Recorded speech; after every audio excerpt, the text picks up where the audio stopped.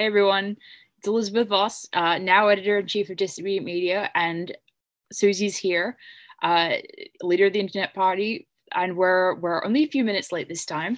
We had some issues with YouTube, but we're really excited to be here and to be analyzing batch 4 of the Snowden docs again, and we're going to get through as much as we possibly can this round and just go for as long as we want to. So really glad you could join us. Thank you for your patience, and hopefully YouTube will put up with us for the rest of the stream. Hey you guys, good to see you. Yeah, sorry about our YouTube issues. For unknown reasons, it won't actually let me schedule the streams. Yeah, it puts correct times. I'm also having like major mission trying to get a watch page link rather than a live link.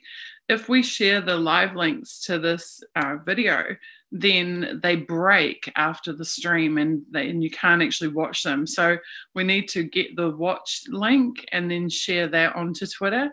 So bear with me a second. I'm going to try and track it down and then I'll tweet it out and then we'll get started. But Elizabeth, why don't you tell us about your week? Because there's been some pretty amazing stuff going on with you. Yeah, well, we had, as far as Disobedient Media is concerned, we had the addition, this week we announced that Adam Carter, who is an amazing analyst and independent journalist, he joined Disobedient Media and is now writing with us, and we're so honored and proud to have him with us. And he published his first article with us today, and that was discussing the possibility that CrowdStrike had potentially planted malware on the DNC server, and it's a whole lot of detail with that I won't even attempt to go into and butcher Adam's work. But it was a great article, and it's gotten a bit of attention today, day after Christmas, and we're really just so proud to have Adam with us.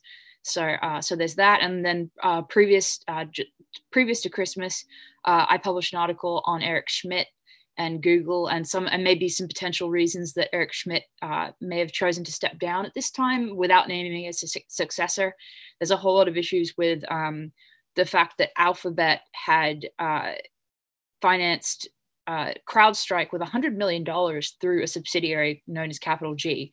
And we were, there's some speculation, some possibility that there may have been some sort of improper, how you want to say it, some improper activity going on that could have potentially led to Eric Schmidt stepping down from Alphabet. So anyway, so it's been a very interesting week, and we're looking forward to continuing to put out good work. And since we've been publishing some stuff that has really gotten to the core of some key issues, Reddit has decided to actually shadow ban our domain. So we've been dealing with that as well. But yeah. And Suzie, you're still muted, by the way. Wow. Oh my God. So many people are complaining about that. And also a lot of people have been complaining that YouTube is actually unsubscribing their subscribers. Yeah, no, our domain is completely shadow banned on Reddit at this point.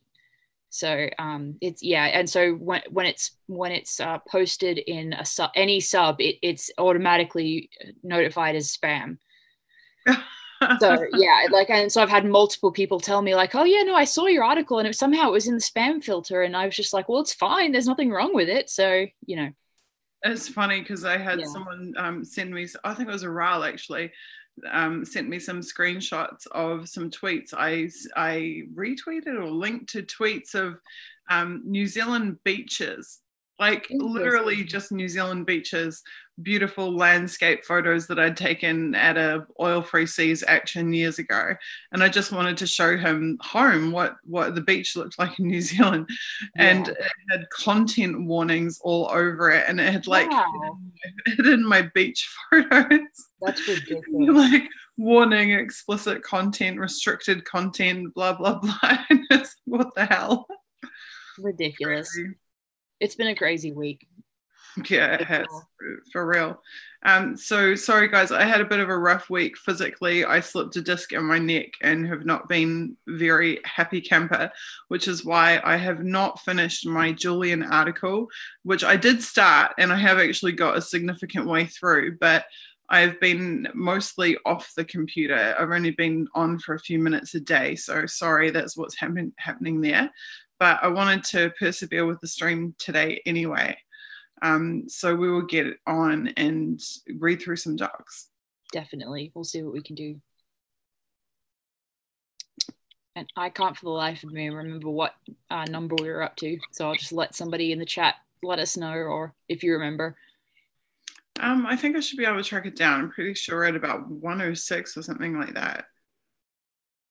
I'll just get the file.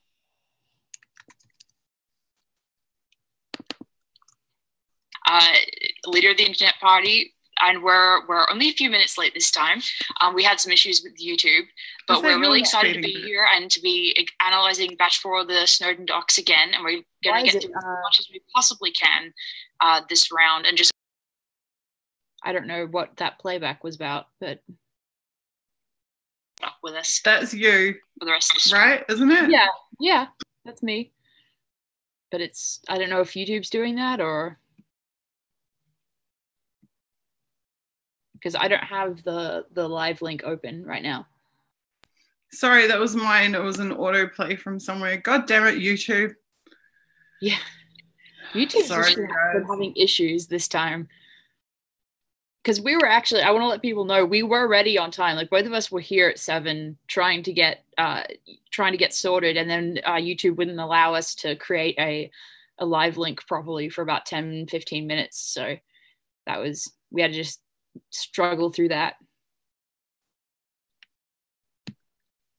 Okay, so we did Translators for Hire, which was about all the linguists, right? And that's 1:15. Okay, great. Awesome. Okay, we did the 9th floor run, mailroom jargon. We did MGQ, where are you? View from the director's seat. The intelligence signet and network of the future. Okay, we must have been quite a lot further along than I thought. Yeah, I think we had gotten up to like maybe it was 1:30 or 1:50, something like that. Okay, I'll go ahead and share screen. Okay, great.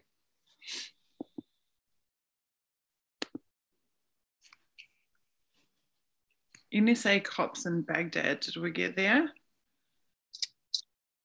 I'm sure Crockatoo must be telling us, right? He's like, yeah, I'll check chat. This stuff. Kathy B says are at 128. Okay. Let me just try and pop my chat out.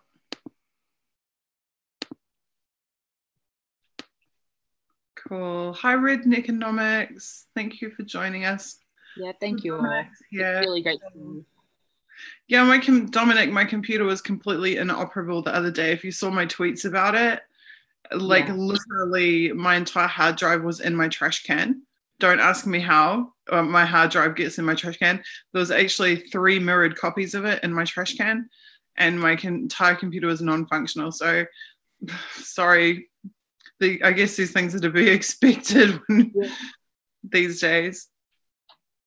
Yeah, I guess, with the general, the amount of backlash you get. I mean, even just tweeting the other day when Assange's Twitter went down briefly, I just said, well, hey, if you guys are all concerned, maybe donate. And the amount of trolling that got, I cannot imagine what it must be like to actually be involved with that on a day-to-day basis, because that was just unbelievable. So it's intense. Yeah, very much so. It's very reminiscent of last year's Assange's dead. Yeah, that whole thing, yeah. Or, that's not really him. He's in CGI. Like, the whole proof of life. Not really him doing the live appearances. It was just like ridiculous. Absolutely.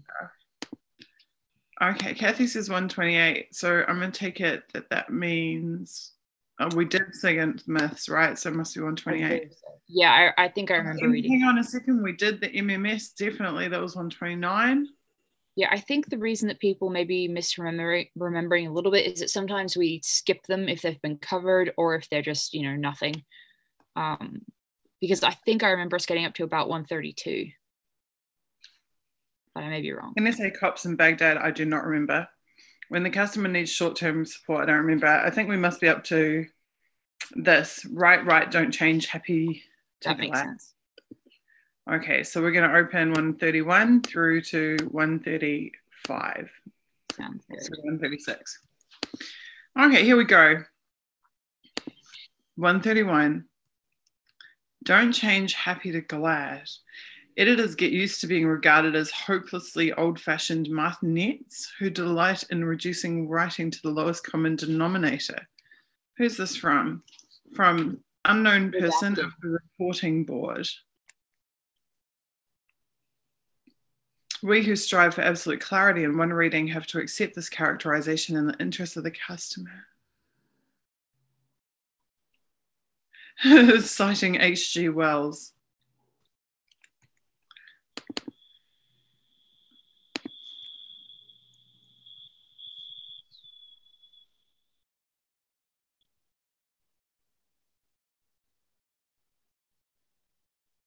I'm not really sure what they're on about here.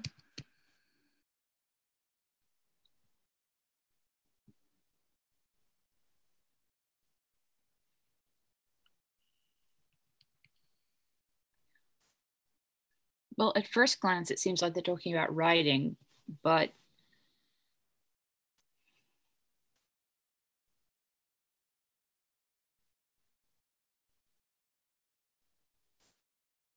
it gets a bit garbled in the next few paragraphs.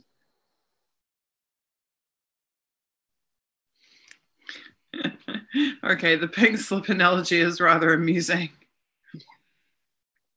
Rather amusing.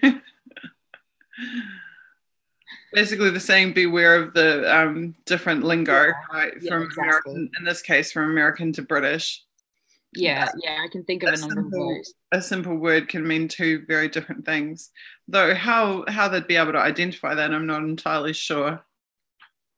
Yeah, when I moved from Australia to the US, one of the interesting ones was thong, because in Australia that just means a footwear item. It doesn't mean underwear. So thongs, yeah. So wearing shoes versus the whole other thing. So yeah, there are a lot of things like that.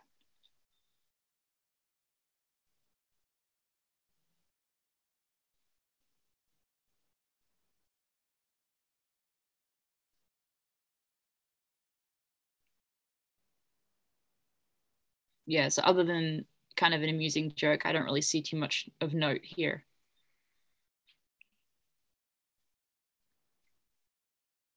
I find it interesting that it's actually pretty good advice to write to your audience.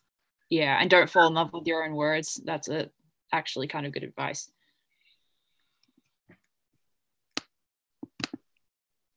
Okay, 132. When the customer needs short-term support.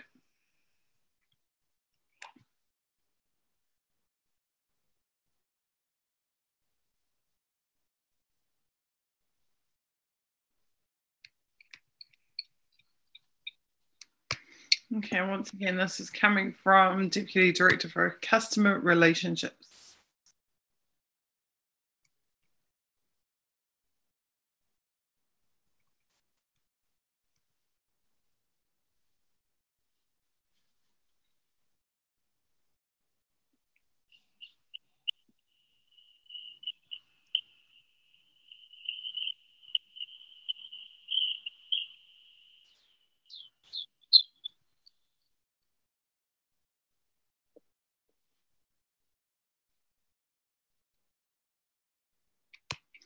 Okay, this is interesting, definitely. Let's just step this back a bit.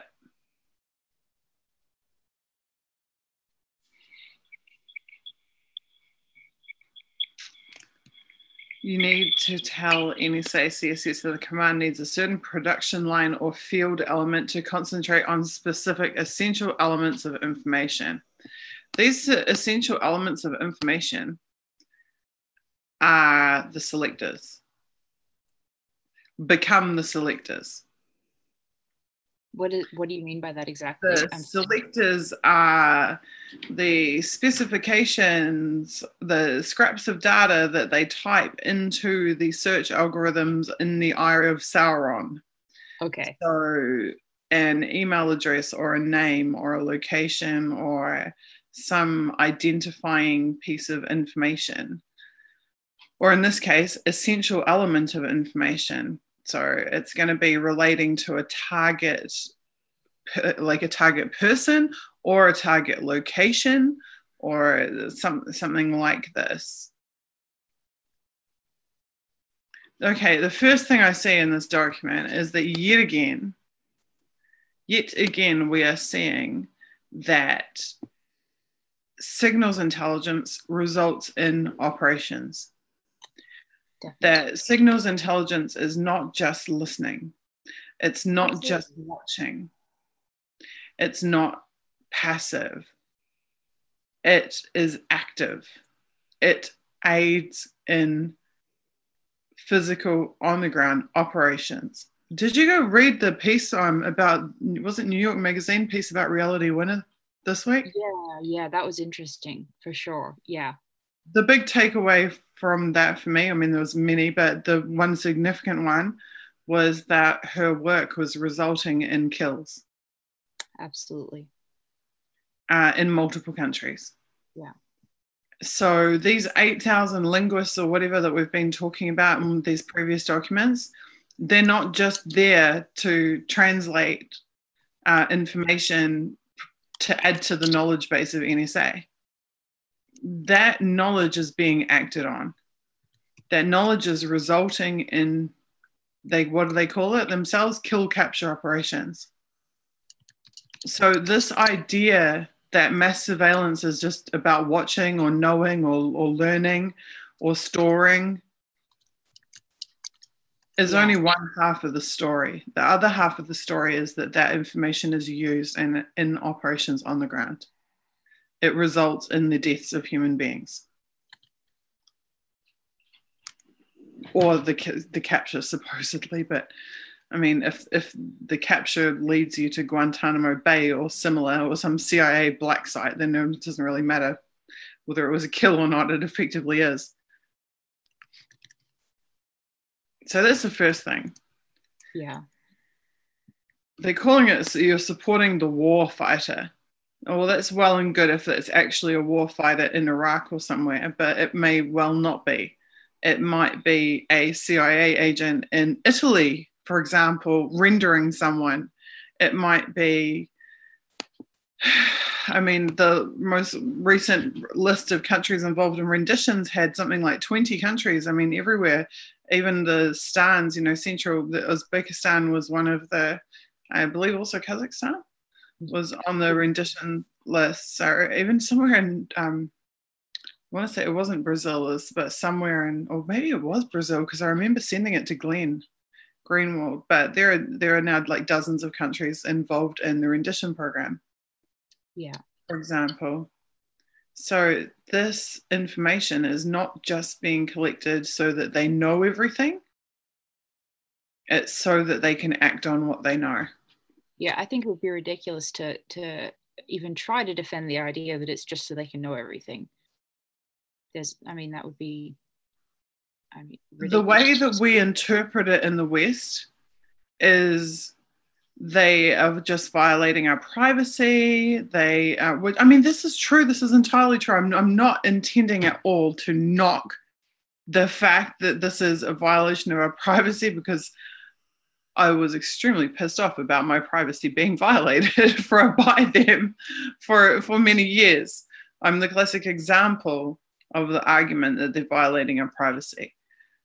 Absolutely. However, what I'm learning from these documents is that violating our privacy is just step one. Yeah. And that step two is to the actual interference in our lives. Which could be like as low level as harassment of an activist, or as high level as rendition or execution, which is basically what it is, assassination. But either way, it starts with that information gathering. Okay, so that's the first thing that I'm reading here, is that it's being used for active operations. The second thing is that the people who are ordering, the customers, the people who are ordering this information to be collected,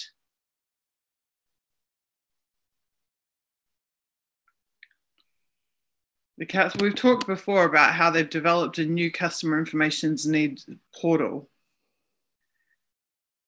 where they can better find out what specifically it is that their customer wants and fulfill it. So customer service portal for spies. They're saying you need to refine it.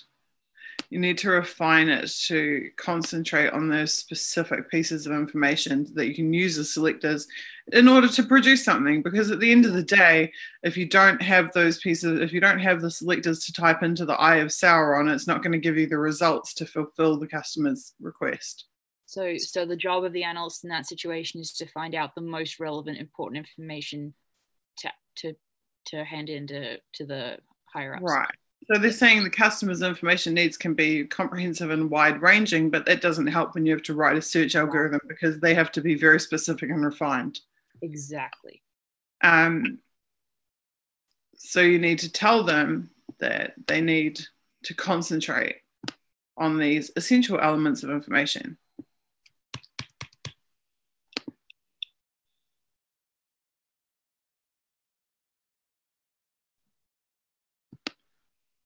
Okay, and then this is just an issue, a reporting, this is the reporting line issue.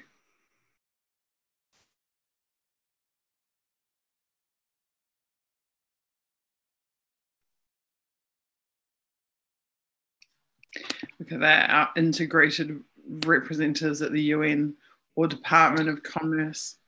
What does that mean exactly, integrated representatives? Is that referring to what we discussed in an earlier stream about them helping the UN craft a narrative? The integrated representatives at the UN are the NSA staff members who are assigned to the US UN mission. This is how they refer to it. So they have permanent staff members whose job is to physically accompany the United States UN representatives, and to literally, the same as they did in those in the ground teams in Iraq.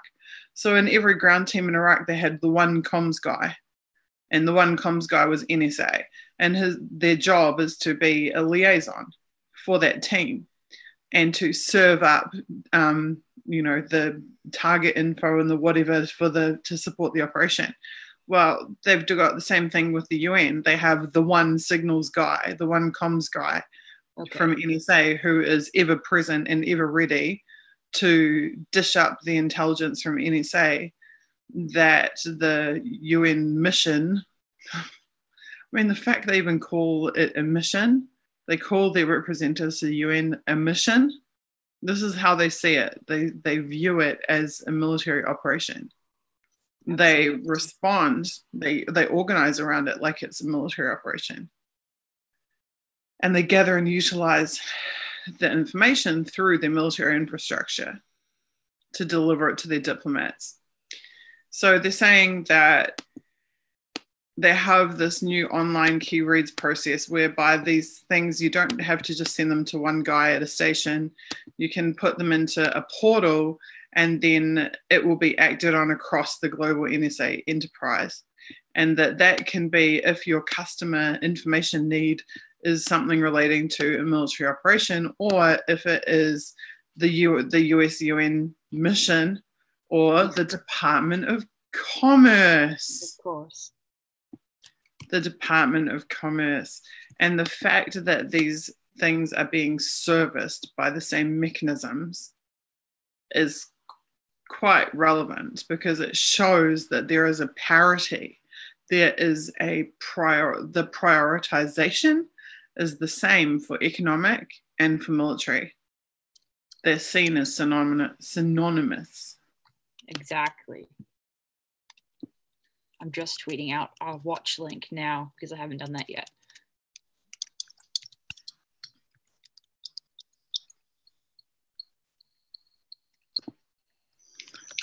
Okay, so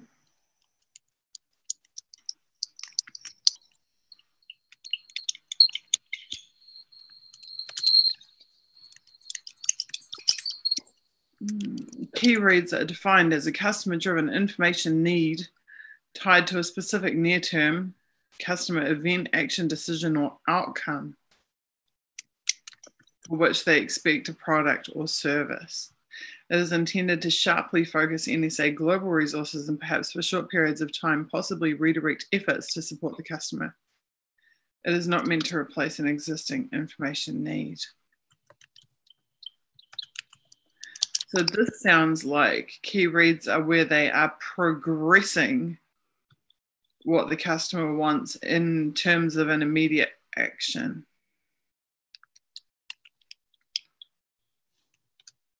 So it's more than just an information request being filled. It's information being supplied, which is resulting, it's operational information.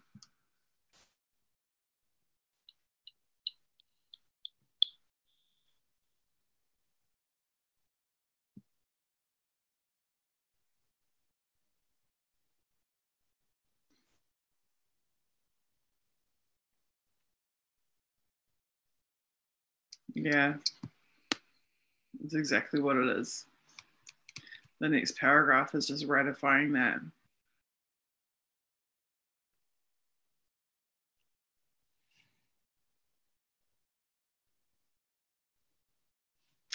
This stuff scares the hell out of me. This is the way they talk about staging this. So in systems, in any software system, you have staging. When you hear people talk about staging, it's like the progress that it's at. Like, well, just think about it in terms of not linguists. Now I've got linguists on the brain.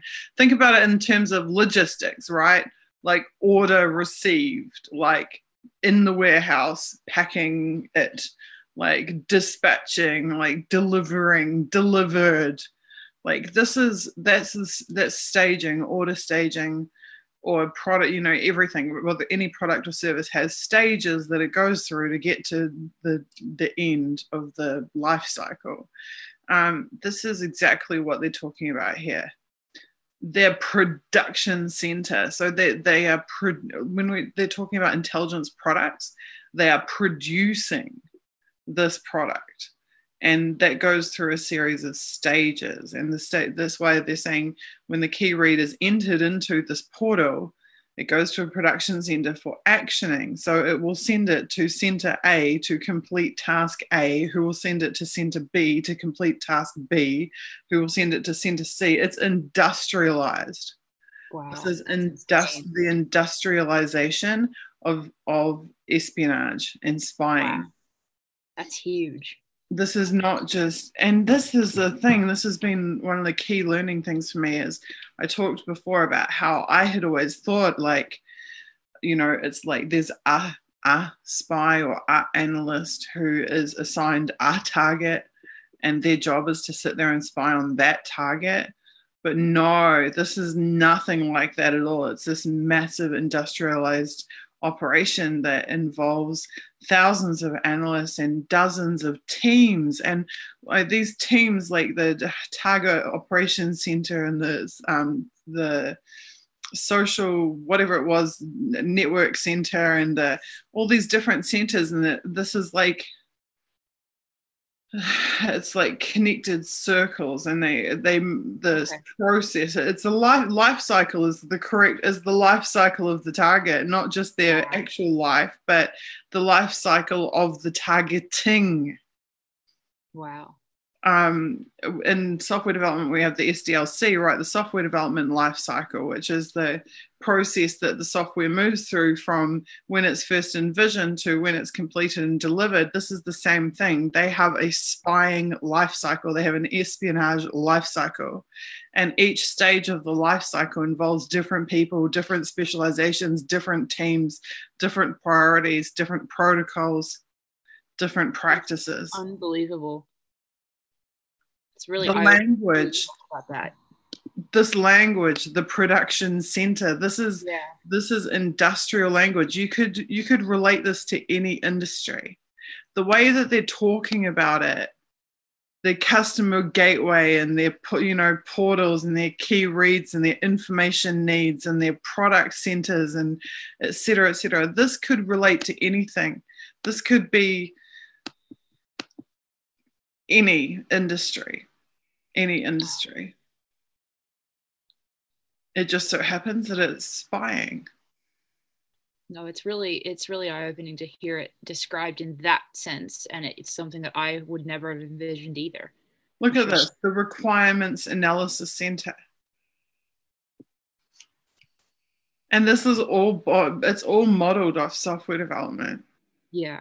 No, that's a really great. Because they're utilizing software to undertake and facilitate it.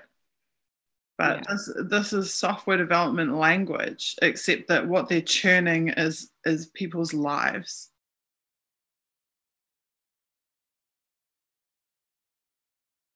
To map the key read to an existing information need or essential element of information.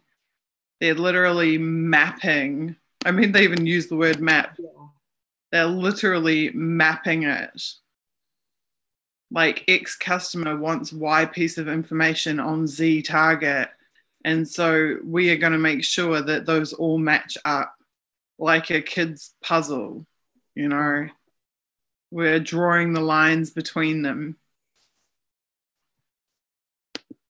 Or if one doesn't exist, create one. Yeah. We'll get them to create one. To document the requirement. Now, this is fascinating. And this is, I've said this before, is that we need to see this.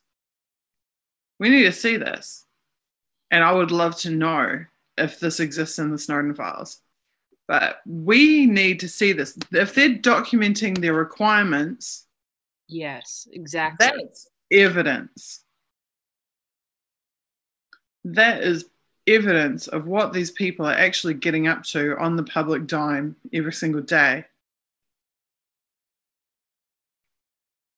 Those information needs would be very, very significant to get hold of or to have be released. Yeah, to document the exact type of information that they're requesting. Yes, when they're talking about customers satisfying the customer, what precisely are they doing to satisfy the customer? What precisely is the customer requiring of them? Exactly. Hopefully that'll either be in the file somewhere or it'll be in a new leak at some point. But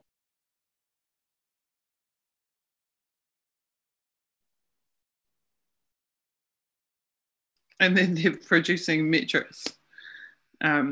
So that they have internal reporting on how good they were at serving the customer needs.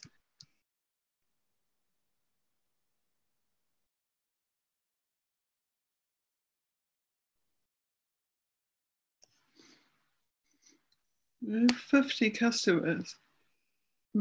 So, but I mean, like one customer is the entire CIA, for example. So, like the customer's a behemoth. Yeah, I would be really curious to see that list. Well, they've given away most of it. I mean, we know the Federal Reserve is on there. We know the Department of Commerce is on there. Sure. We know the White House is on there. The usual suspects, definitely. Yeah, we know the CIA and all of the different branches of military are on there. And then all of the second parties. Yeah, it's more the second parties that I think is interesting.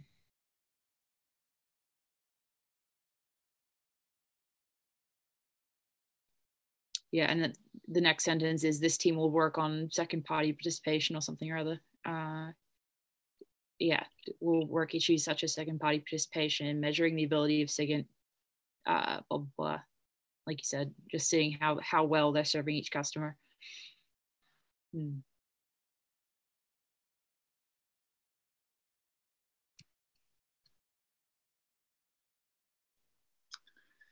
All customers integrated by spring 2005. Look, one step in building a single integrated global self-aware, self-synchronizing global enterprise. That is just scary as hell. Yeah, that's a great, that needs to be a quote that goes in a pilot. Yeah, I'm literally about to paste that into my note. That's perfect to quote for whatever articles are written on this, for sure. Absolutely sums up the terrifying scale of this. For absolutely ridiculous, for sure. The Eye of Sauron is global. It's self-synchronizing. self-synchronizing. In 2005. Yeah. In Yeah, 2005. in So 2005, exactly. 12 years ago. Exactly.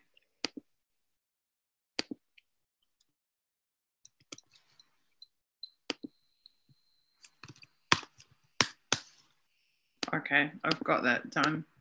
Okay, great. On my list. How's chat going? I have not checked in a few minutes. Let me see. Yeah, Cockatoo's got it. Self-aware global enterprise. Yeah, can you imagine what it's like now with the development of AI that they have already? Cockatoo, this is industrialized stalking, to be honest. That is exactly right. That is exactly right. It is literally industrialized stalking. And to be honest with you, I personally, I'm anti-war. I don't believe any war is a good thing. However, I have some empathy with, people who are dropping mortars on civilian neighborhoods or whatever, being tracked by the eye of Sauron. I have no empathy with military infrastructure being used against unarmed civilians. And that is precisely what is happening with the targeting of activists. And that is why I hope to live to sue the crap out of the GCSB and the NSA and whoever else I can sue the crap out of, because as an unarmed civilian with no military history, I had no fucking business being spied on by the military using military systems. And that is where they have crossed the line. They have crossed the line because it's not military versus military spying, it's military versus civilian spying. Absolutely. And there's no justification for it. There's no law, there's no nothing. I don't care about their Patriot Act or whatever. The international law says they cannot do that. And that's exactly what they've been doing. And there needs to be some massive redress for that. Military systems are not to be used against civilians. They're not, and they have been. It's disgusting. And now the fact that they're ingesting even the data of children, even educational data is being ingested into the eye of Sauron. This is my euphemism from now on. I'm just calling it the eye of Sauron because it's basically what it is. It's literally the evil wizards with their evil eye of Sauron. So the fact that they're sucking up even the private data of 5-year-olds now, it just enhances the illegitimacy of what they are doing. It is completely illegitimate to spy on children, to spy on civilians, and to use military infrastructure and military budgets to do it. It is and once they've packaged you and packaged you and put you into an industrial soup of the espionage machine, then they profit from you. So it's absolutely evil at every level. Mr. K, not to be off topic, however, NSA has a tape that can corroborate the identity and aerial assassination of UNSG Hammarskjöld in Zambia in 1961. Okay, totally lost me there. Interesting.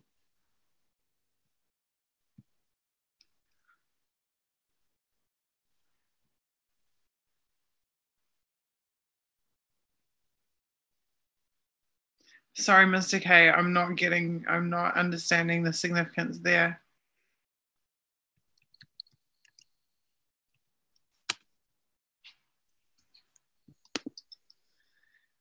Okay, rant over. On to the next document. NSA cops in Baghdad. Oh, they got their coin. The deployment coin. If you're with us in previous episodes, you know what these are.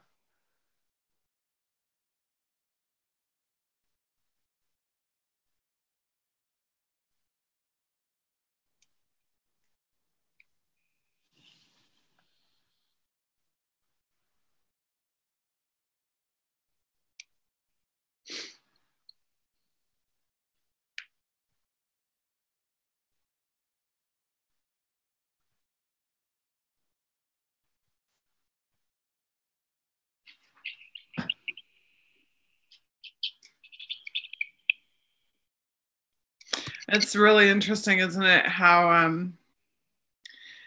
in this document it's a hostile, war-stricken environment.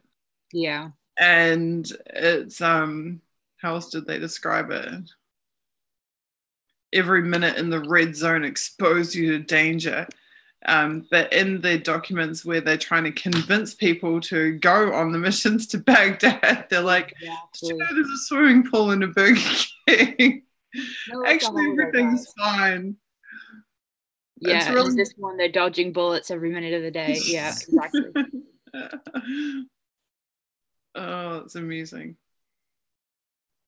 That aspect is actually worth a write-up, to be honest. Yeah. To contrast it against the advertising document where they're trying to get them to go, and then this is actually quite brilliant. I think the contrast is definitely worth writing about. Definitely. It's indicative of how easily they can sway do a 180 on the narrative when it suits them. Exactly. Yeah. 1 minute it's one of those ads for one of those cruise lines, and then the next minute it's a 007 movie, so Lonely Planet Baghdad, I'm putting my notes, Lonely Planet Baghdad versus Extreme Danger Will Robinson. Definitely. Here's your coin.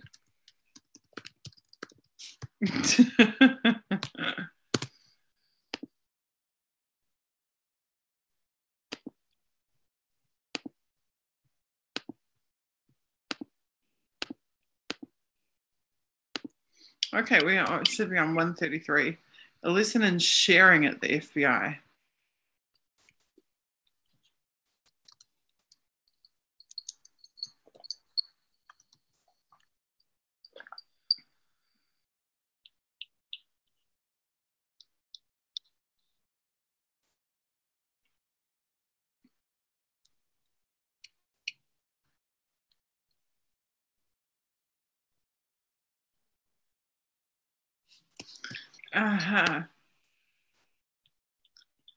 Understanding of the link, and since 9/11, sometimes the blurry line between foreign intelligence and domestic law enforcement.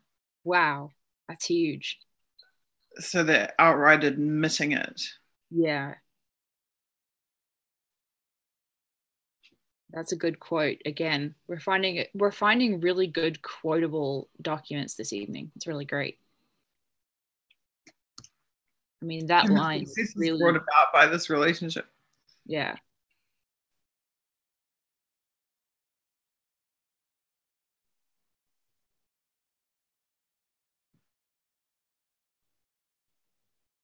Predictive and preventative analysis. So they're basically going full Minority Report here.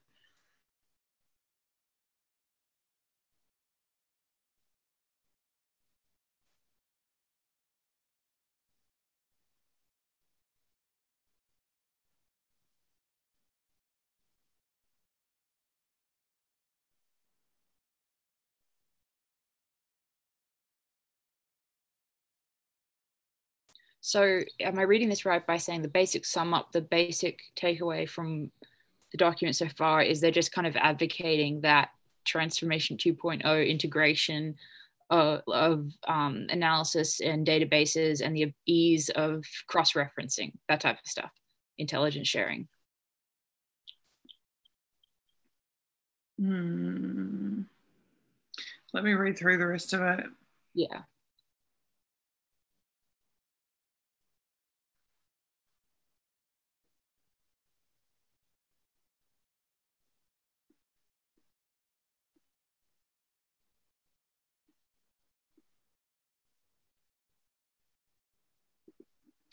The importance of being able to freely share information between agencies. And basically, they're sort of comparing the pre and post 9/11 situation with intelligence sharing. Okay, so context. What I see at the beginning is that he's saying that his tour with the FBI doesn't mean that he was with the FBI. It means that he was the NSA representative to the FBI customer contract. So he's there in the capacity of an NSA person serving the FBI. which is how he's able to later on, where he's talking about accessing those databases, is how he's able to do that. So this is definitely the money shot of the entire document.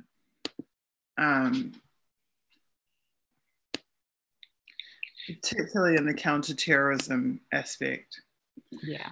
So a forward deployed SIGDev analyst from the counterterrorism product line.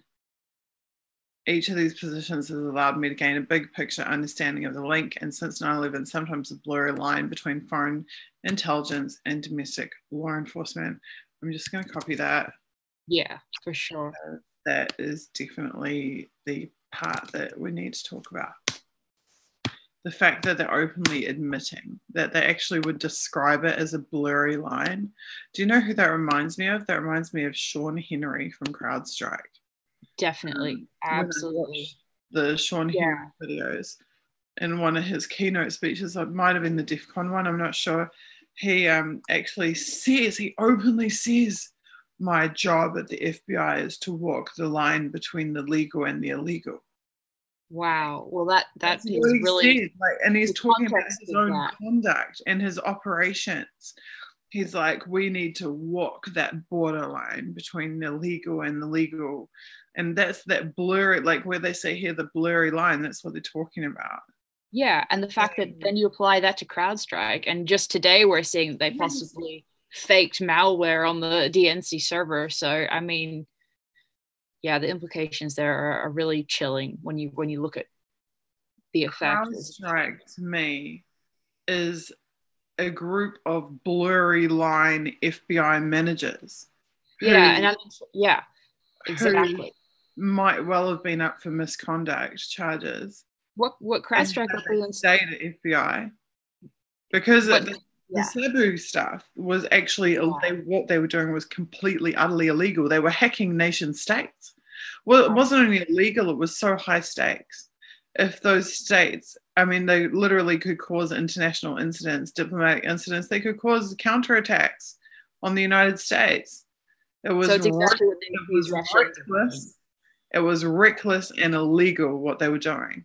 Well, what I think CrowdStrike represents is instead of them being retired or forced to, take early retirement or whatever, instead they went and started a private company to be able to do those types of illegal things under the cover of the legitimacy of being ex-FBI.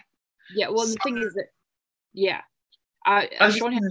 so we always hear, I'll just take this off for a second while I finish my little rant about CrowdStrike. We always hear the FBI hasn't even analyzed the DNC servers. No. The FBI basically has, because all of CrowdStrike are FBI, but they aren't just FBI. They are bad rogue FBI. They are blurry line between legal and illegal FBI. So the fact that DNC gave it to dodgy ex-FBI instead of actual FBI is in itself even more incriminating. Yes.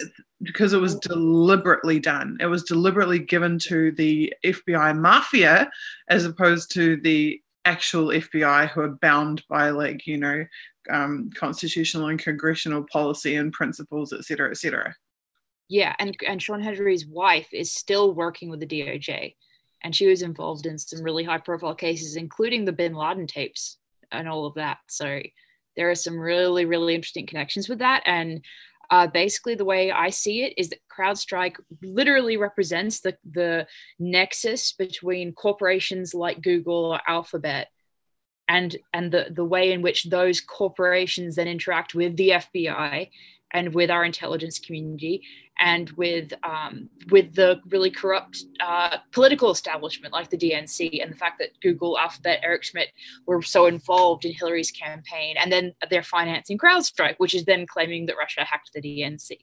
So there's this really interesting, and I think Assange's text, when Google met WikiLeaks, was really, really key in me understanding just how that interaction between Google and the deep state is so entangled and enmeshed. And then you see that reflected in CrowdStrike being financed by Google and Alphabet, but also employing these ex-FBI agents. Like it's just insane when you get down to the details of it. But anyway. You're absolutely right. And when Google met WikiLeaks was really instrumental in showing that they are effectively the same thing. Exactly. The government and the private sector, the so-called private sector, are essentially the same thing. So CrowdStrike and the FBI. CrowdStrike is the black ops of the FBI. It's the unaccountable wing. The black ops have been outsourced. And the very smart person who I mentioned in a previous episode had said that the reason that NSA defense and security is outsourced to the fucking Microsofts and Dells and Oracles of this world is because of the audit trails. Means that when the audit trails are in the private sector and not in the government sector, it completely changes the ballpark about what can be stored on those servers, what can be hidden, what can be done that is never known about and is never audited on the government side. So it's a deliberate thing. They're taking the trade-off deliberately. They're willing to expose, they're willing to take the risk exposure of being hacked and losing data to enable them to have the benefit of being able to hide what they actually are doing. And the fact that this military corporate commercial contracts. Because think about it. Absolutely. If they have multi-million-dollar contracts with Microsoft and Microsoft says, oh, we found something funny in our audit, and the NSA says, oh, don't worry about that, then what's Microsoft going to say?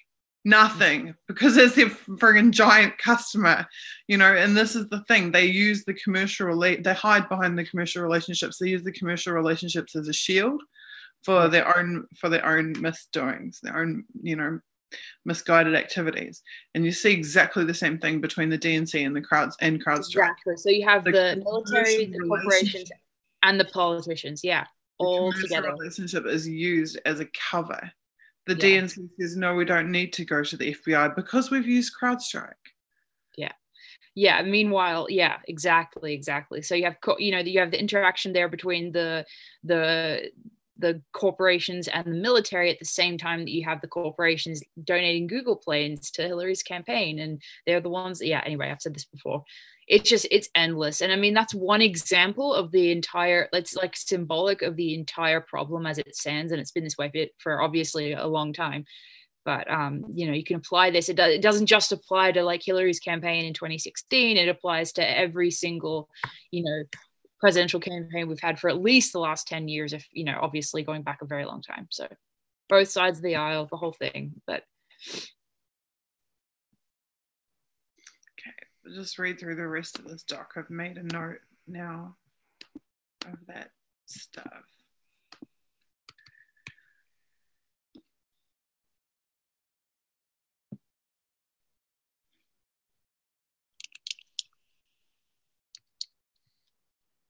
Okay, so then he says, look, basically, yes, it's a wonderful thing for the FBI to share information with more people more freely. And here is my own story of why that's the case, because some guy was picked up and let off that if the right person had read our reports would have got it, would not have been let off. I personally take that kind of thing with a grain of salt because they have captured and retained custody of thousands or tens of thousands of people who did nothing bloody wrong at all. So the fact that this one guy, colloquially, oh, well, there once upon a time there was one guy, the one that got away or whatever. Okay, well, there's been a lot of ones that have got away. In fact, pretty much every major terrorist event that there's been has been ones that got away. And yet somehow they managed to detain thousands of people in war zones. So what the hell?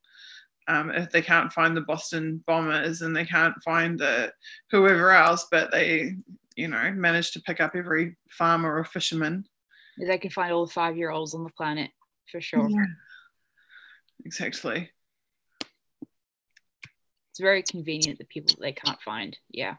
But this, the counterterrorism context and the blurred lines, as they describe it themselves in their own words, is very, very, very relevant and fascinating. Definitely. How are we going with chat?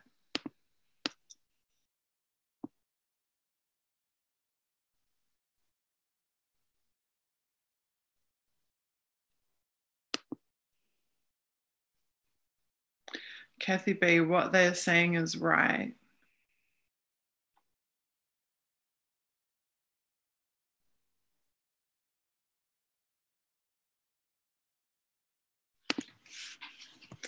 Oh God, I'm in the wrong accounts again.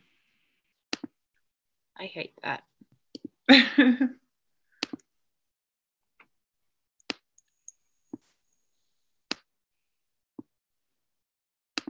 Thanks, Kathy. Not sure what I'm right about, but thank you. I think she responded when we were talking about the the whole CrowdStrike, Google, DNC, all of that interaction there. Okay, it's your turn to have a rant for a minute because I've got to have a drink, Elizabeth. All right, cool. So yeah, hot. well, since we started on CrowdStrike, I guess I'll just rant about that for a bit. But do it. Yeah. And I mean, I don't want to butcher like Adam's really great work or Forensicator's really great work, in his discussions of Decipher 2 and the NTP van documents. But in general, overall, and I had a great researcher work with me on this Eric Schmidt document. So it's not, I can't take full credit for all of the research in that article. And I gave citation to that person that helped me research at the bottom of the article. But basically, the connection there between Alphabet and then Alphabet's subsidiary, capital G, they financed CrowdStrike with $100 million, and that is a lot of money. And then, then CrowdStrike is staffed with these FBI, is headed, like the executives, the really top people are many, former FBI agents and former, cybersecurity experts and all this type of thing, obviously. And so those people are being financed by Alphabet, which is Google's parent company. And then at the same time, Google, Eric Schmidt, who is the huge executive of Alphabet, is literally donating planes to Hillary's campaign in 2016. And he also, in 2014, he was trying to give the campaign, and in my article on this, I linked the exact WikiLeaks that showed it, the email from the DNC, and maybe it was a Podesta file, I'm not sure, a Podesta email, but there was one particular email chain, I believe it was a Podesta email, that was in 2014, Eric Schmidt trying to tell Hillary's top advisors how they should not only, use his technology, but I mean, he was trying to give them pointers on how to structure their campaign from the ground up. And it was so in depth, and this is really, really early, and it was such in depth advice. Their response was, "Oh, gee," and I think it was Robbie Mook who responded. He was like, "Oh, gee, thanks for the advice, but we just want tech help from him, and we don't really want to listen to what he has to say on how to run the campaign. So tell him, a nice thank you, but let's focus on the technology." So what that shows you is that Eric Schmidt had a huge desire for Hillary to win, and a huge desire to have an in-depth, like a hands-on role in helping her win. And we also cited in that article, we also cited documents showing that he was actually part of her campaign and part of the whole Democratic Committee, like task force or whatever. So that level of involvement from a person who has so much power and so much money in one of the most powerful corporations on the planet, and is the person, these are the people that determine how Google gives you search results. And so I had a friend actually tell me, and this is kind of a personal rant, but I had a friend show me the other day how, when they typed in, like, just for example, disobedient media on Google, it would come up with, fake news, bias, whatever. And then if you type it in on a different search engine, it would come up with like, my disobedient media, my name, and a couple of really big stories that we did, and just positive results. And so, that doesn't sound like that much, and it's kind of laughable on that level. But when you apply that to millions and millions of people who aren't aware of who's behind Google, and if you apply that to, to all of their searching for news and information, it's terrifying. And, a few months ago, I wrote an article on the social media company Gab actually suing Google for antitrust, which is supposed to keep monopolies from happening. So anyway, it's a huge mess. Google's in massive mess, and I am really interested in why Eric Schmidt may have stepped down, because it's just very unusual for a tech executive of that level to step down all of a sudden with no apparent reason and without naming a successor. So I'm really curious as to see if it's something because of his strident support for Hillary Clinton, and because of his hands-on involvement in her campaign, and because of his financing of CrowdStrike through the subsidiary of Alphabet.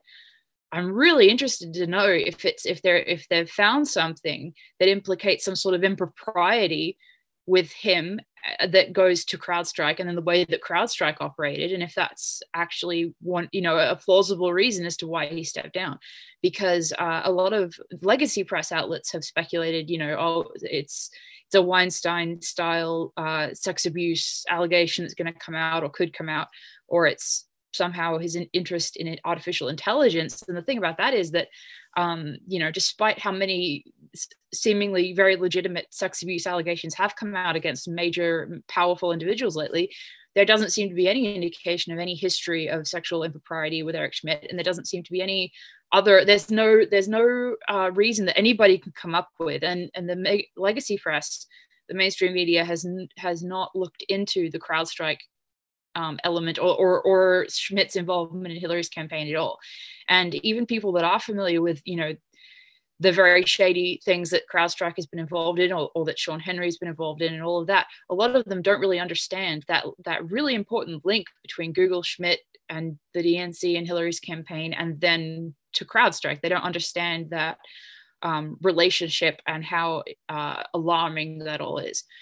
So I hope that, our reporting, what Suzie and I are doing, but also, what Adam Carter and the Friends Kate have done, all of that, I hope that sheds some light on some issues that are so important that maybe people have a surface understanding of, and they know that the word CrowdStrike is associated with some shady things, but I don't think they quite understand just how powerful and just how bad this all is.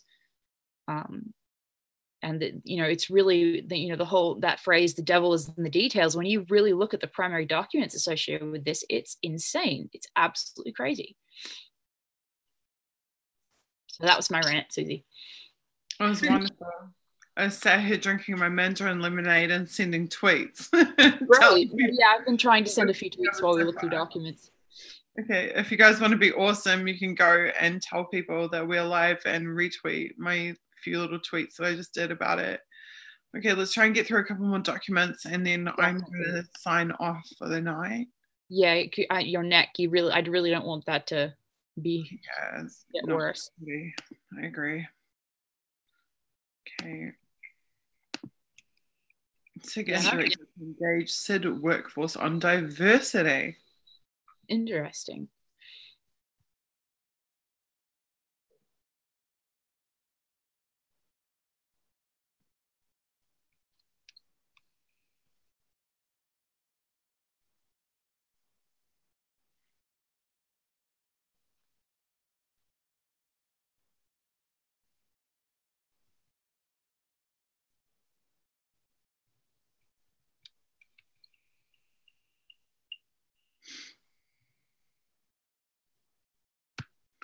Okay, I find that to be pretty much standard corporate speak.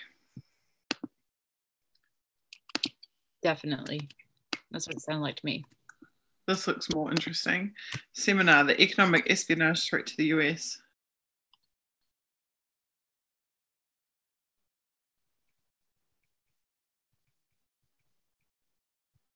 Top secret.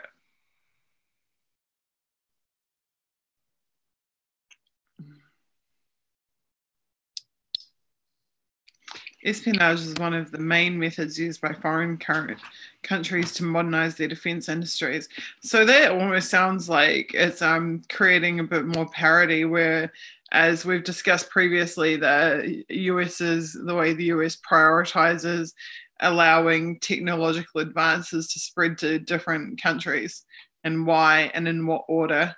It seems that espionage is one way that they can try and tip the tables back in their favor. Absolutely.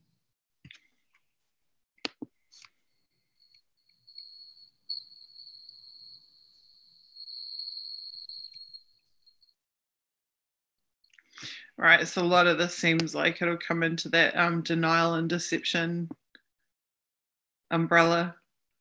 Absolutely.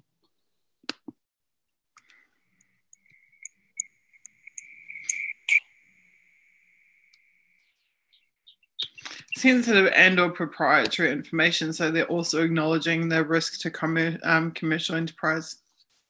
Yeah, it seems like they're only really interested in defense when it comes to their own financial safety. It's not so much a national security issue, it's a financial issue. Well, in this case, they lose their leverage, right? If they aren't able to, oh, you're correct that we don't see them holding these seminars about potential data breaches of, you know, I mean, maybe they do, maybe they do in later years, but at least at this time frame, which is end of 2004, they were not at all worried about that stuff. But they are it's really surprising. They are worried about protecting their investments. Not necessarily protecting their people, but protecting their investments. So if they're spending all this money on R&D to develop these military weapons, and they're using access to that technology as a reward for achieving favored diplomatic status with the United States, then they don't want, you know, someone that hasn't achieved that favored status to come along and get the benefit of it by covert means. Yeah, so it's a method of power, and they're watching their investments at the same time. Oh, look, here's part 2 of the FBI document. Interesting. Yeah, with the discussion of CrowdStrike, the FBI is a hot topic of discussion at the moment. All right.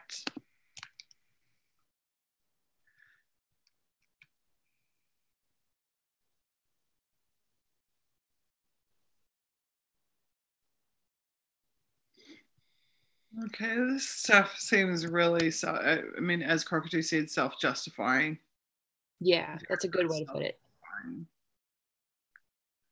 And I think Cockatoo actually said that what they're actually trying to do is to give the impression that they're operating illegally. Yeah.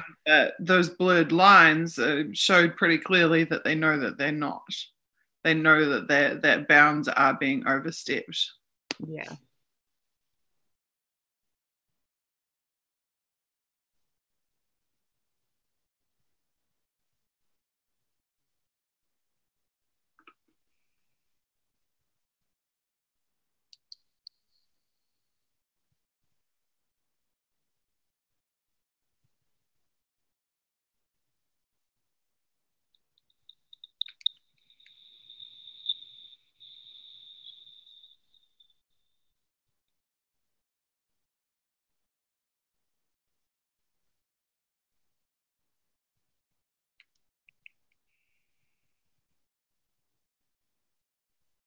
Mm.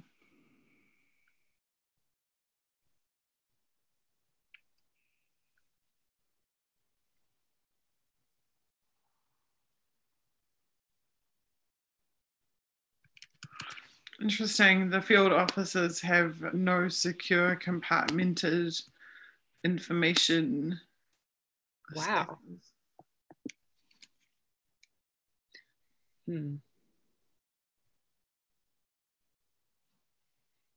I wonder if that's changed in the intervening years. Yeah, that's what I was wondering too. I'm really looking forward to getting through that, like in time in these documents and seeing how things change. Absolutely. Because that's one of the overarching articles that needs to happen, is kind of just looking at the overall metamorphosis that you see in these documents.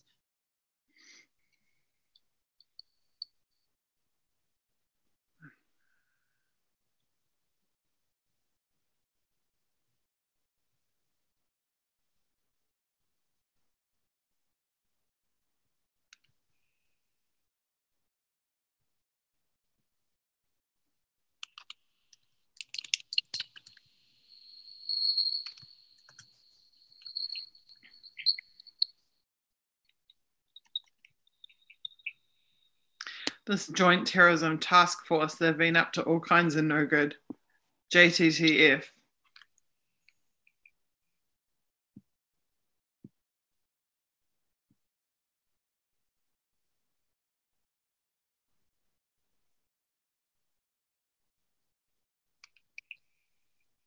Okay, I don't really see anything interesting here. He's basically just talking about how he taught in FBI staff to make use of NSA products and services. Interesting.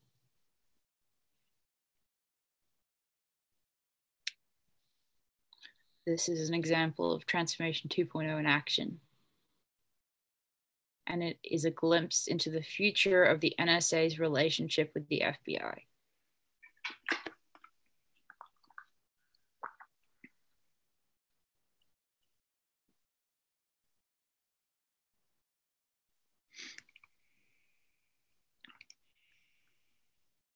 Yeah, and again, you have the product line and that all of that type of corporate speak.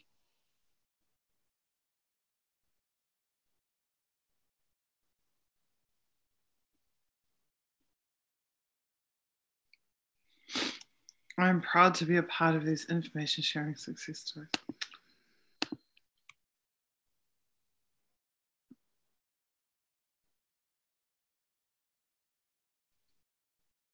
Okay, I think we should leave it there. All right. I'm sorry, I'm still not at full strength, so I'd rather keep this stream short today and come back again on Friday night for you guys. Definitely. That's still pretty interesting. I mean, I just added 3 more things to my notes for my write-up.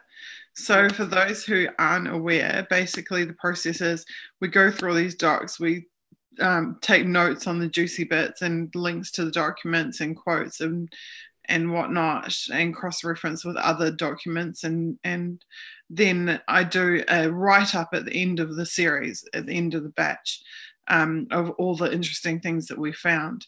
So if you go to decipheru.com, you can read the write-ups of the previous 3 batches, which represents some like 700 or something documents that I've already analysed and written up.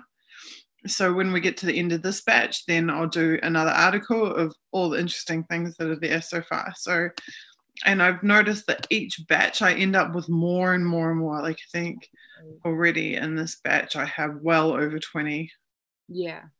Yeah, and I'm going to 20 documents to write up. I'm going to be trying to do a general article on what we find, sort of similar to your write-up, but also write a couple of articles, at least a couple, on just a couple of themes or issues that we saw that were really, really important. And I haven't decided which ones exactly, but I mean, there are a lot of different articles that could be written from this material, but I want to get at least 2 out. And I wanted to get that done over the break. It didn't happen, but I'll keep trying. But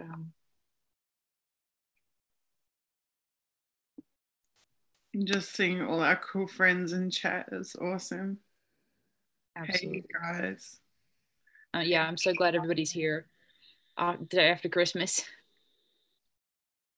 Very cool. Oh, thank you, Mr. K. That's very kind.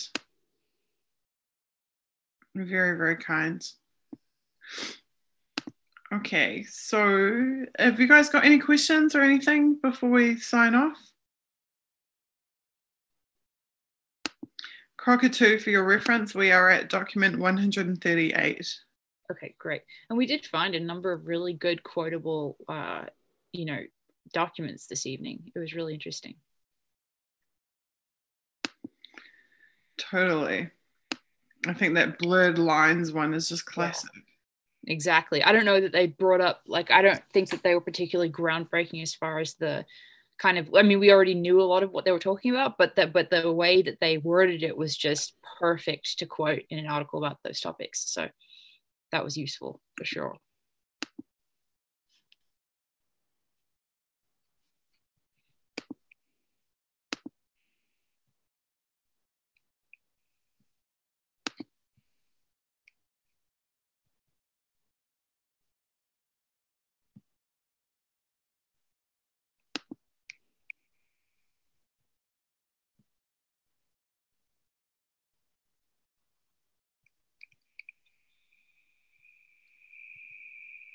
In 2004, I just saw your tweet.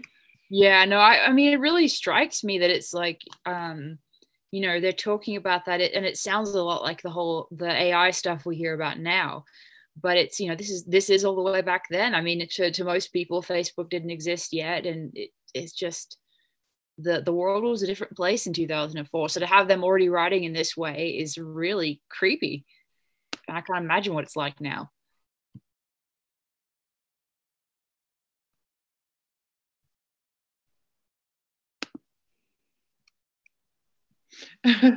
Diane Rosemond, that sounds awful. In response to my NSA is one step closer to building a single integrated global self-aware, self-synchronizing global enterprise. Yeah, no, literally, like you could just write, you could just have that sounds awful. It's like that's like just the literal Eye of Sauron quote, like they're describing it for you and just have the image and you're done. Totally. Yeah, and they write about it like, oh, it's so exciting. Yeah. So exciting. We're going to know everything, everywhere, all the time, and then kill lots of people. Like, oh yeah, that's really something to be excited about. Our economy of death will be more efficient. Bang on. Bang on. Okay, I'll just check in with chat and then it's bedtime. Okay, I think we're good. We've surmounted technical difficulties to get here. We've had a stream. We'll keep going, trucking through until we get done with this batch. Oh, nice share, Fly. Fly's just shared Adam Carter's article from today on Disobedient. Yeah. Take it, if you have any sort of tech background, please read Adam Carter's article today that was published in Disobedient Media, because it was really interesting in some of the stuff it brought up. And that's one reason I ranted so much about CrowdStrike. Sorry. I'm halfway through it at the moment. Yeah, no, it's really fascinating. So, and I think if people understood what he was saying a little bit better, because I'm so ignorant with technical writing that I struggle as well. But if people really get what he's talking about, I think this is a really groundbreaking piece of information that he's published. So, I must be a massive geek, because I was actually thinking today about how I can't wait to read that traffic thief README document all the way through. Yeah. What I'll do when I do the write-up for this batch. Yeah. I'll sit and go right through it, and then so that I can, accurately summarize the significance of the program. Exactly. And that's what's so important, is the translation ability that you have. That's what's so crucial, is it's not just that you understand the technological details, but that you can then describe it in a way that's readable for the rest of us. And that's massively important. Thank you. I try. That's you do a great job. That was why I actually named the site Decipher. The concept was that we would decipher the documents in a way that people could understand, which I'll try to do that. Yeah. It's definitely amazing job. Yeah, I think it's more of an accident than anything. And quite often I really struggle to actually find the words, and then I'm not sure how good my translation actually is. But I do try. I do. Yeah, I think the effort is exactly what counts, because nobody else is doing that type of thing, or very few people. Someone said something really freaking cool to me. Sorry, it's so dry in here. Yeah, Russian winter. I sit here drinking all the time, but I think it was Fly. I'm going to actually find it now, the quote, because it was so cool. It was such an awesome thing to say.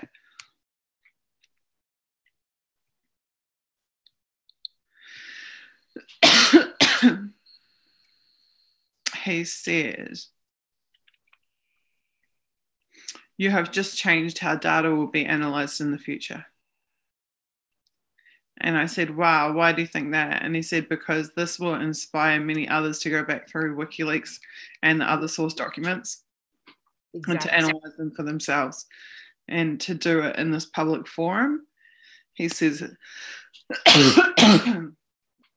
it changes everything. I agree 100%. That it teaches people a new way to crowdsource the analysis of the documents.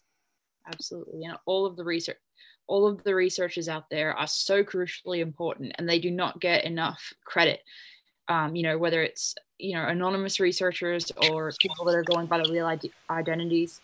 they're all extremely important. People that are going through, you know, Fly, and I mean, just there are so many people, but that are going through documents, researching and finding the information that nobody else is looking at. You know, we're doing a televised version of that, but there are a lot of people out there that are going through those documents, and I wish that they would all start blogs and start publishing what they find. So it's my spiel.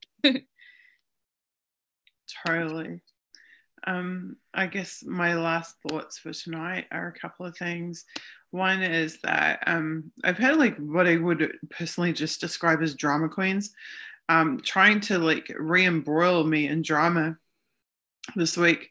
And sorry, but I'm not even, and they'll know from my lack of response, they'll have worked out for themselves, but I'm not even slightly interested in focusing on what other activists say or think or do or whatever, or focusing on drama at all. So if you are bringing drama to me and you're not getting a response from me, that's why, because I have got some, like, survival to focus on and my family to focus on, and deciphering NSA documents to focus on.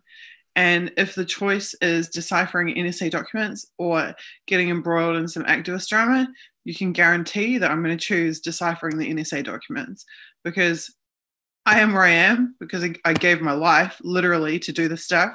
And so I'm always going to prioritize the work, because the work is what I sacrificed for. So I will always continue to do the work first and foremost above anything else.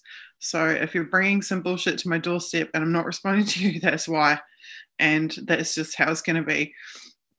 Second thing is, and this is completely unrelated to what I just said, I just want to make the point to people that I didn't deliberately embark upon this, like on my own personal YouTube channel, to circumvent Internet Party at all. Internet Party events are usually a much more major, as I'm sure you would notice, undertaking. Like we have like entire teams of people doing stuff and whatnot. And we have an entire year full of events next year that I will be doing with Internet Party. The only reason this is on my personal YouTube is because I was just doing my journalism one night, the same as I've always done it, and decided just to chuck YouTube on and to do it online and to let whatever random followers see me doing my journalism. Exactly. And it was completely accidental. And the series has just spun on from there. And then I brought it's a fantastic accident. It's turned out to be like this really cool thing. And people are like, oh, look what Suzie's doing. Look at Decipher You. But it was actually total accident. Like it was not intended to be like, I'm taking the next step, branching out from Internet Party. Anything was not intended to be anything like that. It was just literally doing a series that I've been publishing. Like if you go look at the first Decipher You articles, you'll see they're years prior, because this is an ongoing project that I've been doing for a long time before I was ever involved with Internet Party. So it is, and you'll also, there's astute people will notice Internet Party people like Blake, you see and hear all the time, like people who are affiliated with Internet Party love Snowden, love the Snowden documents and disclosures, and love this stuff. So they are huge fans of it as well. So it's not at all me turning my back on Internet Party. It's just totally serendipitous that this is the way that it happened, that this event came about. Absolutely. So I just wanted to say those two things. Awesome. Blake and love hearts in chat. Oh, Jenny's just shown up. Hey. No drama llamas, says Jenny. Yeah, bingo, exactly. Exactly.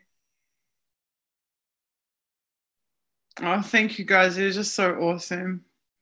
Absolutely. Second that. Fly says some of the most important events began by happenstance. Exactly. Yeah, it's amazing. It's it does feel very fated, you know. Yeah, and my involvement with it was also extremely random. Like Suzie and I were just chatting about totally unrelated topics, and she was like, "Oh, well, I've got Decipher You in 20 minutes." And then she just off the cuff was like, well, do you want to join me in that? And I was like, sure, why not? And that's where I just seen you. I can't remember if it was your RT appearance or your HA, maybe it was the HA appearance. One of them, I just watched you and I was like, wow, she was really good. Like the way she spoke was so awesome, and like your work was so in line with like everything that I do. Yeah, so I was like, do you want to come? Yeah. And you said yes, and I remember being really surprised. Like, oh, I like gave her like practically no notice. There's no script. It's completely unscripted. So you were like, I'm going to be on in 10 minutes. And I was like, I'm in my pajamas, but I guess I'll throw something on. So, all right. But yeah, no, that was a great time. I had a lot of fun and I'm still here. So I'm really glad you invited me that day. Awesome. It's so much better. I love having you here. It's like I said in the previous episode, it's like the best thing I ever did was invite you to be a part of it. It's really cool. I really feel a bit stink that I haven't been, like, my health has not been the greatest in recent weeks. I'm trying to soldier on though. Yeah. We'll keep going. We'll get there. I'm pretty stubborn about these things. If you've seen my appearance on HA, you'll know I'm pretty stubborn about doing streams. Absolutely. Even with the doorstep. Yeah, and I'm hoping to get at least one article on this out by our next stream. And there's another article I want to write about your work in general that I want to get out as well. It isn't going to be from the documents. It'll just be about situations as they unfold right now. But wow. Get those two out. If you're going to write about me, you should write about how I did HA's stream with gastroenteritis with a puke bucket sitting next to the computer. And today you've got a slip disc in the middle of Russian winter, unable to, having to drink water. No, it's awful. But I was wanting to write specifically about the fact that the NGOs of the Western humanitarian agencies don't support you and the hypocrisy of that. And that you see the same thing with Assange, the people that are going. They don't. Yeah. I had to laugh when I should give you some of the documents I have. Yeah. I would love that. Reporters Without Borders actually telling me in an email, sorry, your work is too political. And I'm like, exactly. Like, you think you're in exile? I think I got targeted. Exactly. So, I mean, what am I supposed to write about the flower show and then you'll represent me, Definitely. So, I was wanting to write about something about that type of situation that's happened. I saw the same thing. I actually got a bit upset before reading EFF's wrap up for the year in technologists who are under threat. And they talk about who've been killed or detained. And they talk about like one in the UAE, one in Egypt, 2 guys went to Turkey, and one in Russia. Yeah. There is not a word about malware tech blog in Las Vegas. Exactly. There is not a word about Julian Assange, who's one of the most significant technologists in the world, who's currently detained in the UK. There is not a word about, the oh God, like what was the name, Barnaby Jack, or the Kiwi who was killed before his DEFCON lecture in the United States. There's not a word about the Aaron Schwartzes, the many technologists who have been suicided. There's not it's like the whole Western world doesn't exist. Exactly. It doesn't exist. And it upsets me that it comes from somewhere like EFF, because if people like EFF won't acknowledge technologists who are targeted in the West, who in the hell is going to? Exactly. And what's the point of even being a humanitarian organization that pretends that it's protecting the politically targeted or the whatever, and then not doing that to the people that are targeted by Western intelligence agencies and political structures? It's completely hypocritical. And it basically it shows how empty the Western idea of being a progressive, democratic, open, free environment is. It's completely empty when you look at that situation. And I mean, it's a bit like when Assange was talking about Catalonia so much, and what Catalonia did is it showed how empty the idea of the European Union as a democratic group of nations was, and they weren't protecting. They'll watch, but they won't speak. And that's the same thing. That's the same thing, like New Zealand media, the biggest figures in New Zealand media followed me in 2011, followed me in 2012, followed me in 2013. They followed me in 2014. They watched me be persecuted. They watched the attempts on my life. They knew one of the most famous, the reporter of the year in New Zealand, I called her the day after I had nearly been driven off the cliff in New Zealand and told her what had happened to me. These people knew. They followed me on Twitter. They watched my they read my articles. They knew about Spin Bin, Conspin, all of it. And they said nothing. Not one of them ever wrote a single article. Not one of them ever put themselves on the line. They just watched. They knew it was happening. They just watched. Yeah. And the same thing from the government agencies.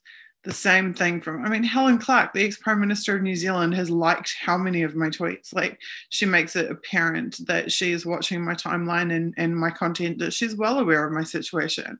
But will she ever speak up and say, hey, it's not okay that there is a New Zealander, 3 New Zealanders who can't live in their own country because of the extent to which they've been spied on and harassed and endangered? And no, nobody has the balls to stand up and say this is not okay. And to date, no press freedom organization has showed the slightest interest or care. My work has been shared by WikiLeaks every year for 4 years. 4 years. So it's not like they can claim like that I'm, you know, some unknown, like what, you know, the most significant media organization in the world has shared my work every year for 4 years. But everyone will watch. They will watch and see, will Suzie be killed? What will happen to Suzie? They'll observe, but who will have the guts to speak up? Exactly, and that's what I want to write about, for sure. Because I think it's important. It's like pointing out the silence is important. And I think, you know, it's so easy to go through your life and kind of just not be aware of that issue. And it's, you know, you have to sit down and kind of point to that gap and really highlight its importance to people. So anyways, I'm going to work no matter frickin' what. And I'm going to study these documents no matter what, because I believe in that work. And I'm not going to sit silently and hope that someone else will do it. I'm not going to sit silently and watch someone else do it. And that's the source of my personal mana, is that we used to say, like I said in my documentary, and this is true, our media team used to say this to each other before every event we didn't want to cover. This is the thing people don't understand, is we're committed to the work. It doesn't mean that it's easy or that we want to. Like me and my, you know, best friends on my media team, we used to say before every action, we'd be like, oh my God, can't be bothered doing this. I don't have babysitter, I don't have gas money, I don't have, well, I've got like 150 reasons not to show up tomorrow, you know, but if we don't, who's going to do it? Exactly. If we don't, who is going to do it? We knew if we didn't go, there would be no coverage. It wouldn't get into the international press. There wouldn't be, you know, people would be risking their lives for nothing. And if we did go and made the sacrifice, we also knew we'd be targeted even harder and would pay a price for it. But we knew the message would get out there and that it would have an impact. And so time and time again, we chose that. And it's not just me. It is literally an entire team of us, that like total civilians, grandmothers, students, just normal people that got up and did that every event, you know, every week in and out, week in and week out. So it's not that it's easy. It's not that it's convenient, because it's certainly not, but it is important and it is necessary. And if not us, then who? Exactly. So here we are at Decipher for you, because if not us, then who? Exactly. I think it's a great tagline. You know, I know it's said a lot, but I think it's extremely relevant in this issue. So I think it's a great note to end on. I will give up my little ranting for tonight. Well, I just don't want your neck to get injured. Oh, cool and subordinate. You ladies are more open with the general public than the MSM. Thanks. I could have done aloof and mysterious, I guess, but I am not. I don't know. I'd rather just be me. I'd rather be me. I'd rather be me and have 5 amazing friends. And leave aloof and mysterious to those people who are genuinely aloof and mysterious. Who are certainly not me. Okay. I love you guys. Thank you very much for being here. Thank you for putting up with our renting. Thank you for relentlessly promoting our stream and helping and supporting us. Yeah. And we will see you in a few days' time for the next episode. We'll be back. Technical difficulties be damned. We'll be here. Thanks, everyone. See you next time. Bye.